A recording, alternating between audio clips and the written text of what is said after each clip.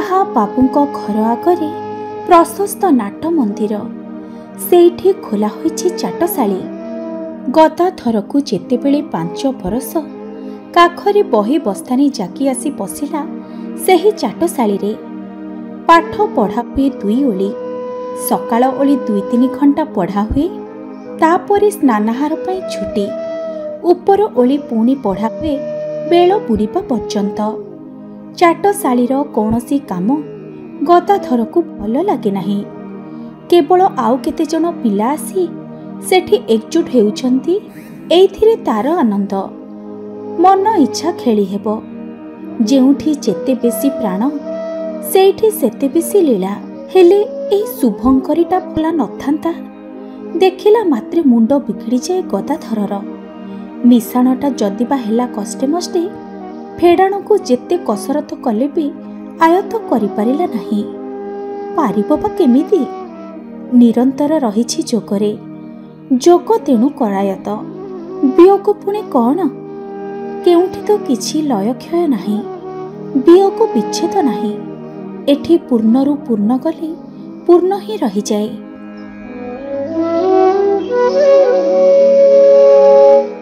ପାଠ ପଚାରିଦେଲେ ମୁହଁ ଶୁଖିଯାଏ। ବରଂ ସ୍ତୋତ୍ର ପ୍ରଣାମ ମନ୍ତ୍ର ପ୍ରଚାର ମୁହେଁ ମୁହେଁ କହିଯିବି। ଆଗେ ବର୍ଣ୍ଣ ପରିଚୟ, ତାପରେ ପଠନ। ଏଇଟା ହିଁ ସ୍ୱାଭାବିକ ଧାରା। ଗଦାଧରର ରୀତି ବିପରୀତ। ତାର ପଢ଼ୁ ପଢ଼ୁ ବର୍ଣ୍ଣ ପରିଚୟ। ଅଙ୍କ ନାଁ ଶୁଣିଲେ ଆତଙ୍କ। ଅଙ୍କ କଷିବା ଅପେକ୍ଷା ତାଳପତ୍ରରେ ଠାକୁରଙ୍କ ନାଁ ଲେଖିବାରେ ବେଶୀ ଆନନ୍ଦ। ଯାହା ରାମ ତାହା ହିଁ ନାମ। ଚାଟଶାଳୀ ମେଲାଣି ପରେ ଗଦାଧର ଯାଇ ବସିଛି ମଧୁଯୋଗୀ ଘରେ। ପ୍ରହ୍ଲାଦ ଚରିତ ପଢ଼ୁଛି। ବହୁତ ଲୋକ ଜମା ହୋଇଛନ୍ତି, ଶୁଣୁଛନ୍ତି ସମସ୍ତେ। ଏଡ଼ିକି ପକଟେ ପିଲା କେତେ ସୁନ୍ଦର ପଢ଼ୁଛି। କେହି କେବେ ଶୁଣିନାହାନ୍ତି ଏଭଳି। ପାଖରେ ଗୋଟାଏ ଆମ୍ବ ଗଛ। ଡାଳରେ ବସିଛି ଗୋଟାଏ ହନୁ ମାଙ୍କଡ଼। ସେ ବି ଶୁଣୁଛି ସେହି ପୁରାଣ ପାଠ। ମଜି ଯାଇଛି ସେହି ସୁଲଳିତ ସ୍ୱର ଲହରୀ ଭିତରେ। ହଠାତ୍ ମର୍କଟ ଡିଆଁ ମାରି ଗଛରୁ ଓହ୍ଲାଇ ଆସିଲା। ଚାଲି ଆସିଲା ପିଲା ପାଖକୁ। ଆସି ତା ପାଦ ଦୁଇଟି ଧରି ବସି ରହିଲା। ଗଦାଧରର ମନରେ ଭୟ ନାହିଁ। ଓଲଟି ସେ ହନୁମାନ ମୁଣ୍ଡରେ ହାତ ବୁଲାଇ ଆଶୀର୍ବାଦ ଜଣାଇଲା। ହନୁମାନ ସତେ ଅବା ଚିହ୍ନି ପାରିଛି ତା ପ୍ରଭୁ ରାମଚନ୍ଦ୍ରଙ୍କୁ। ପ୍ରଣାମ କରି ଆଶୀର୍ବାଦ ନେଇ ପୁଣି ଡିଆଁ ମାରି ଯାଇ ବସିଲା ଗଛ ଉପରେ। ସେହିଭଳି ତୋଟାକୁ ଗାଈ ଚରେଇବାକୁ ଯାଇ ଗଦାଧର ହୋଇଯାଇଛି ବ୍ରଜର ଗୋପାଳ। ସାଙ୍ଗରେ ଅଛନ୍ତି ସଖାଗଣ। କିଏ ହେଉଛି ସୁବଳ, କିଏ ଶ୍ରୀଦାମ, କେହି କେହି ପୁଣି ଦାମ ବସୁଦାମ, ଏବଂ ଯିଏ ଗଦାଧର ସେହି ତ ବଂଶୀଧର। ଚରୁ ଚରୁ ପାଖକୁ ଆସୁଛନ୍ତି ଗାଈ ବାଛୁରୀ। ନିଜ ହାତରେ ଘାସ ଛିଣ୍ଡାଇ ଖୁଆଇ ଦେଉଛି। କେତେବେଳେ ପୁଣି ଦୋଳି ଖେଳୁଛି ଗଛ ଡାଳରେ। ପୁଣି ମନ ହେଲେ ପୋଖରୀ ହୁଡ଼ାରେ ଲୁଗା ରଖି ଡେଇଁ ପଡ଼ୁଛି ପାଣି ଭିତରକୁ। କେତେବେଳେ ପୁଣି ଅଣ୍ଟିରେ ମୁଢ଼ି ପୁରାଇ ଖାଇବାରେ ଲାଗିଛି। ଖାଉ ଖାଉ ପୁଣି ନାଚ ହସ ରଙ୍ଗ ରହସ୍ୟ। ଦିନେ ଗାଈ ପଲଙ୍କୁ ପଡ଼ିଆରେ ଚରିବାକୁ ଛାଡ଼ିଦେଇ ଗଦାଧର କହିଲା ସାଙ୍ଗ ପିଲାମାନଙ୍କୁ, ଆଜି ଆମେ ସମସ୍ତେ ମିଶି ମଥୁରା ଗୀତ ଗାଇବା। ସମସ୍ତେ ରାଜି। ବଗିଚା ଭିତରେ ଗଛ ଛାଇରେ ଯାତ୍ରା ଆରମ୍ଭ ହେଲା। ଆଜି କୃଷ୍ଣ ନାହାନ୍ତି। ଅକ୍ରୂର ଆସି ତାଙ୍କୁ ମଥୁରା ନେଇଯାଇଛି। ରାଧିକା ଆଜି ଏକାକିନୀ। କୃଷ୍ଣକାନ୍ତ ବିହରିଣୀ। ଏତେ ଦିନ ଧରି କୃଷ୍ଣଙ୍କୁ ଦେଖିଛ? ଆଜି ଦେଖ ରାଇ କମଳିନୀଙ୍କୁ। ମାଥୁର ବିରହର ଗୀତ ଆରମ୍ଭ କଲା ଗଦାଧର। ସୃଷ୍ଟିର ମହାମୌନ ଭିତରେ ଯେଉଁ ଶାଶ୍ୱତ କ୍ରନ୍ଦନ ପ୍ରଚ୍ଛନ୍ନ ହୋଇ ରହିଛି, ନିଜ ହୃଦୟରୁ ତାହା ଉଚ୍ଚାରିତ କରିଦେଲା। କାହିଁ ଅଛ ତୁମେ କୃଷ୍ଣ? କାହିଁ ଅଛ ହେ ତୁମେ ପରମତମ ଆକର୍ଷଣୀୟ? କେବେ ମୋର ଏହି କ୍ଷୁଦ୍ର ସ୍ଫୁଲିଙ୍ଗ ଯାଇ ମିଶିବ ତୁମର ନିର୍ବିକଳ୍ପ ନିର୍ବାଣହୀନତା ସହିତ? ଗାଉ ଗାଉ ଆଚ୍ଛନ୍ନ ହୋଇପଡ଼ିଲା ଗଦାଧର। ବାହ୍ୟ ଚୈତନ୍ୟ ଲୋପ ପାଇଲା। ସାଙ୍ଗମାନେ ଅସ୍ଥିର ହୋଇପଡ଼ିଲେ। ଗଦାଇ ଗଦାଇ, କ'ଣ ହେଲା ତୋର? ଏମିତି କାହିଁକି ହେଉଛୁ? ଅନା, ଆଖି ଖୋଲ। କିଏ ତା ଦେହକୁ ଧରି ହଲାଇଲା, କିଏ ମୁହଁରେ ପାଣି ଆଣି ଛିଞ୍ଚିଲା। କେତେ ଜଣ କିଛି ବୁଝି ନ ପାରି ବିକଳରେ କେବଳ କାନ୍ଦିବାକୁ ଲାଗିଲେ। ଜଣେ କିଏ ହଠାତ୍ କାନ ପାଖରେ ମୁହଁ ରଖି କହିଲା, କୃଷ୍ଣ କୃଷ୍ଣ ହରେ କୃଷ୍ଣ। ଯେଉଁ ନାମରେ ଅଜ୍ଞାନ, ସେହି ନାମରେ ପୁଣି ଜ୍ଞାନ। ଯେଉଁ ନାମରେ ବୈରାଗ୍ୟ, ସେହି ନାମରେ ହିଁ ପ୍ରେମ। ପ୍ରାଣକର କୃଷ୍ଣ ନାମ ଶୁଣି ଉଠି ବସିଲା ଗଦାଧର। କୃଷ୍ଣ କାହାନ୍ତି? ଚାରି ପାଖରେ ବେଢ଼ି ବସିଛନ୍ତି ବାଳକ ସଖାଗଣ। ଏହି ପରା, ତୁମ୍ଭେମାନେ ହିଁ ତ କୃଷ୍ଣ। ସମସ୍ତ ସଂସାର କୃଷ୍ଣମୟ।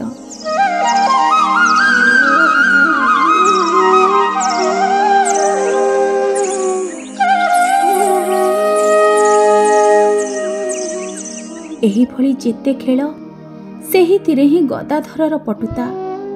ଲେଖାପଢ଼ାରେ ମନ ନାହିଁ। ଅଙ୍କ ତ ସହଜେ ଡାଙ୍ଗ ଉଞ୍ଚେଇ ରହିଛି। ତା ଅପେକ୍ଷା ବରଂ ଗାଁର କୁମ୍ଭାରମାନେ ମାଟି ଚକଟି ମୂର୍ତ୍ତି ଗଢ଼ୁଛନ୍ତି, ତାଙ୍କ ସହିତ କାମରେ ଲଗେଇ ଦିଅ। ଦେଖିବ ଗଦାଧର ପହିଲା ନମ୍ବର କାରିଗର। ପଟ୍ଟଚିତ୍ର ଆଙ୍କିବାରେ ବି ଧୁରନ୍ଧର। ଛବି ଭଲ ଲାଗୁନାହିଁ। ଗୀତ ଶୁଣିବ? କେଉଁ ଗୀତ ଗାଇବି? ହରିନାମ ଛଡ଼ା ଆଉ ଗୀତ ଅଛି?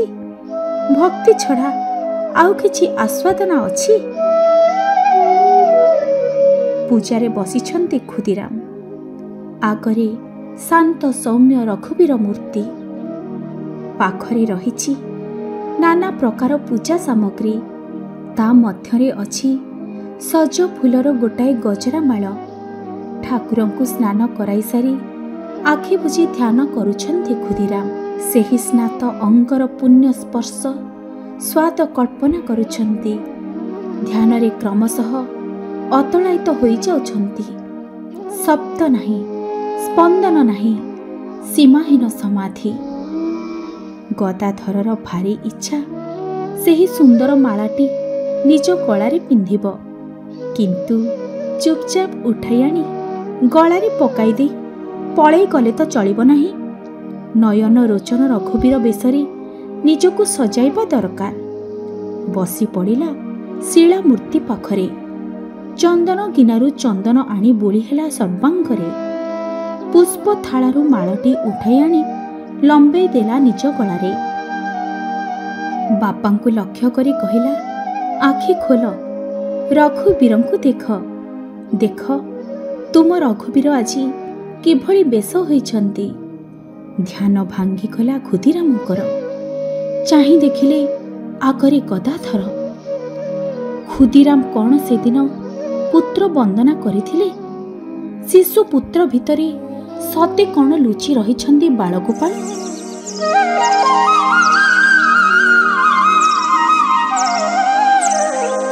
ରାମଶିଳା ଦେବୀ ଖୁଦିରାମଙ୍କ ସାନ ଭଉଣୀ। କାମାର ପୁକୁରଠାରୁ ଅଳ୍ପ ଦୂରରେ ଝିଲିମପୁର ଗାଁରେ ତାଙ୍କ ଶ୍ୱଶୁର ଘର। ସେ ଶୀତଳା ଠାକୁରାଣୀଙ୍କ ଭକ୍ତ। ବେଳେବେଳେ ତାଙ୍କ ଉପରେ ଶୀତଳା ଠାକୁରାଣୀଙ୍କ ଆବେଶ ହୁଏ। ସେତେବେଳେ ସେ ଅନ୍ୟ ପ୍ରକାର ହୋଇଯାଆନ୍ତି। ଦିନେ ରାମଶିଳା ଭାଇଙ୍କ ଘରକୁ ଆସିଛନ୍ତି। ସେହିଦିନ ସେହିଟି ହେଲା ଶୀତଳା ଦେବୀଙ୍କ ଆବେଶ। ସମସ୍ତେ ଭୟରେ ତଟସ୍ଥ। କ'ଣ ହେବ, କ'ଣ କରାଯିବ, କେହି କିଛି ଠଉରେଇ ପାରୁନାହାନ୍ତି। କିନ୍ତୁ ଗଦାଧରର ଭୟ ନାହିଁ। ଖୁବ୍ ମନ ଲଗେଇ ଦେଖୁଛି ପିଉସୀଙ୍କ ଭାବ, ଯାହାକୁ ଅନ୍ୟମାନେ କହୁଛନ୍ତି ଭାବାନ୍ତର। ଭାରି ଚମତ୍କାର ଅବସ୍ଥା ତ, ଯେମିତି ଆଉ କେଉଁ ରାଜ୍ୟକୁ ବୁଲି ଯାଇଛନ୍ତି। କିଏ ଯେପରି ଜୋର କରି ଧରି ତିନି ଭୁବନ ବୁଲାଉଛି। ସମସ୍ତେ ତ୍ରସ୍ତ ବ୍ୟସ୍ତ। ଗଦାଧର କହୁଛି, ପିଉସଙ୍କ ଉପରେ ଯିଏ ଅଛନ୍ତି ସେ ଯଦି ମୋ ଉପରକୁ ଆସନ୍ତେ ଭାରି ବଢ଼ିଆ ହୁଅନ୍ତା। ସେଦିନ କ'ଣ ତେବେ ସତରେ ସେଇଆ ହେଲା? 6 ବର୍ଷର ପିଲା ଧାନ ବିଲର ସରୁ ହିଡ଼ ଉପରେ ଚାଲି ଚାଲି ଯାଉଛି। ଚାଲିଛି ନିରୁଦ୍ଦେଶ ଭାବରେ। अंटीरे मुढ़ी मझिरे मझिरे मुठाई मुठाई नहीं पाटिरे पकाई चोबाउछि। हठात कौन भाभी चाहिदेला उपरकू आकाश को। आकाश तो आकाश, केवल चाहिबार ही तात्पर्य। गदाधर देखिला गोटे बड़ कलाहांडिया मेघ माड़ी आसुछि, ढांकी पकाउछि आकाशर प्रांतरु प्रांतकू। कि दिव्य महिमा एही मेघमंडित आकाशर। गदाधर आखि फेराई पारुनाही। हठात पले धला बग सेही कला मेघ तले पक्ष विस्तार करी उड़ीगले चालिकरे दूर दूरांतकू। गदाधरर समग्र शरीर रे सिहरण जात हेला। किए परिवेषण कला एही अपूर्व अनिर्वाच्य सौंदर्य। कृष्णिमा सहित शुभ्रतार एही अनपत्य संजोग। काहार रचना एही दिव्य काव्य। हठात गदाधरर प्राणपक्षी पक्ष विस्तार करी उड़ी चलीगला तांकरी उद्देश्य रे। देह पिंजर पड़ी रहिला माटी उपरे। जेतेबेले आखि खोलिला देखिला निज घरे शोइछि। किए केतेबेले ताकू बिलरु आनी घरे पहुंचाइछि से जानि नाही।